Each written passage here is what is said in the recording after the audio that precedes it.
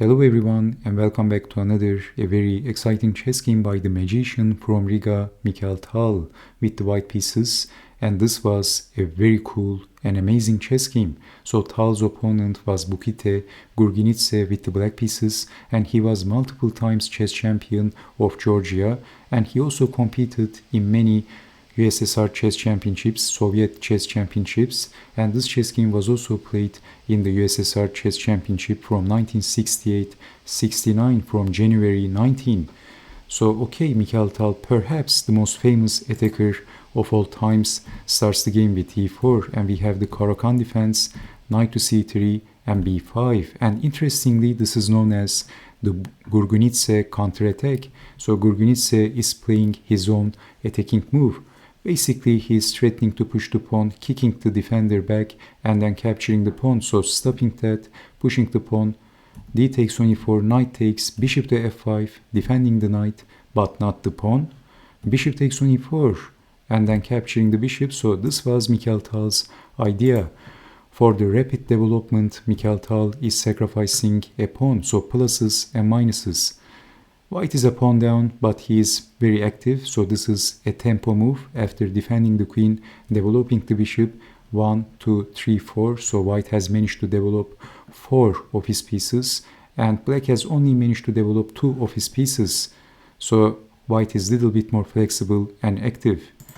So that was Mikhail Tal's idea. Already pretty exciting chess. So giving up the bishop, bishop takes on e4, knight to f6, defending the bishop but not the pawn for the second time, but not accepting the pawn sacrifice. The same idea, then knight to f3 and developing the knight with a tempo for a sacrificed pawn. So e6, knight to f3, bishop to e7, queen to e2, and developing the pieces. Both players castled and centralized their rooks, knight to e5, attacking the c pawn, and this knight is dangerous, so capturing the knight, pawn takes, and knight to d5, queen to g4, aiming the king, a5 and h4. Mikhail Tal attempted to sacrifice his h-pawn to open the h-file, which is accepted, and g3, kicking the bishop back, lifting the king up, and rook to h1 is next. So you can see that Tal played rook to h1, and this open h-file is looking menacing. The rook is also looking menacing. So look at this position. Tal's queen is looking so much more active than the black queen. So aiming the king, showing teeth to the king like a hungry wolf. And black queen is very passive, actually, we can see that. And the queen is taking a nap on the sofa. So g6, rook to h1, and okay, so this looks very dangerous. And also the bishop is quite active. So bishop back, bishop to g5, queen to c7, and it is white to move. Tal, kamikaze, his rook on h7, a hammer blow, but Bukhuti Gurgenidze didn't capture the rook. He played queen takes on e5, because if accepting the rook sacrifice, then black is not going to survive after check. If king to g7, then rook to h1, and how to defend? White is threatening checkmate, so bishop to e7 is only going to prolong the inevitable ending. And after checking the king, if king to g8, rook to h1 again, and how to defend the checkmate threat? Bishop to g7 is a must, the only move, and then bishop to f6, and threatening to check the king, king moves, and then queen takes bishop, checkmate. So also queen to h8, bishop takes queen, rook takes bishop is going to be checkmate. So capturing the bishop, capturing and attacking the defender, and you can't move the bishop, because if moving the bishop you are getting checkmated. So if capturing the pawn, then queen takes, and the next move is going to be rook to h8 or queen to h8, checkmate, there is no defense. And in this position, if blocking with the bishop, then check, and then how to defend? If queen takes on e5, this was a possibility, but then check, and Tal probably saw this in his mind's eye. And can you see white's next move? White has a very strong move in here.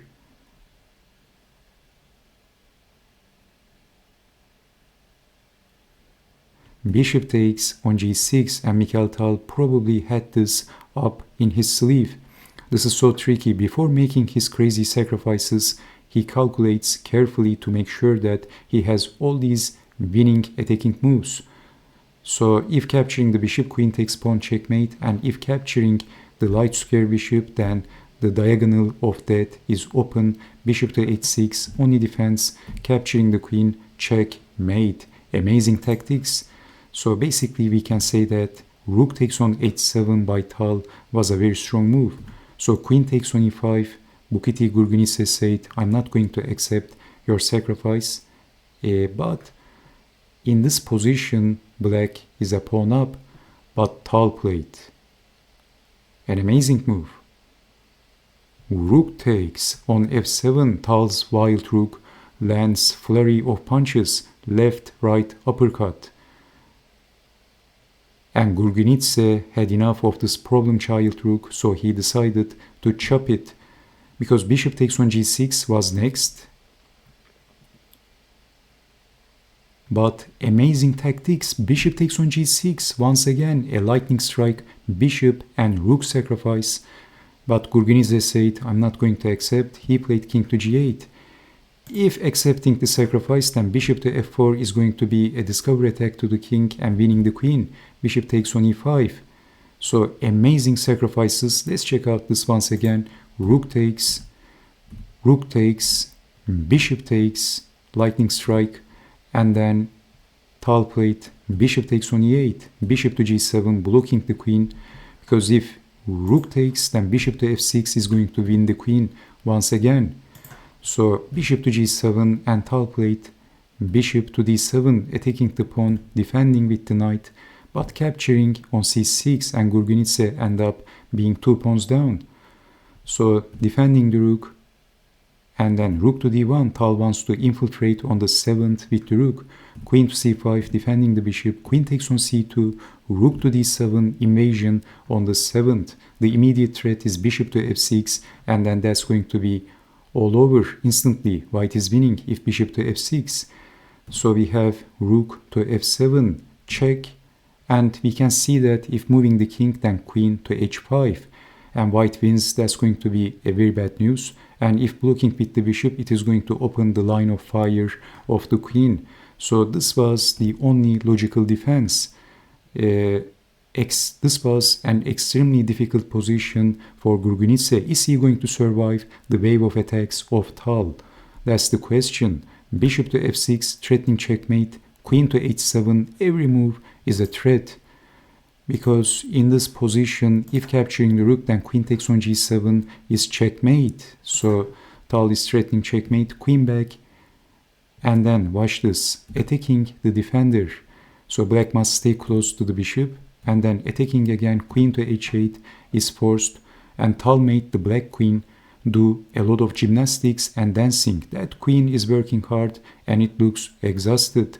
Rook to d7, not just the queen was exhausted, but also Gurgenidze was so exhausted because of trying to defend. He was trying to defend against the wave of attacks of Tal. So he decided to resign, and he said, I need my rest. Enough is enough. He threw in the towel. Enough is enough. So attacking the knight, and also if moving the knight, queen takes on e6. So basically rook to f7, what else? But then rook takes on c7, rook takes, queen takes, and if moving the king, forking the king and the rook.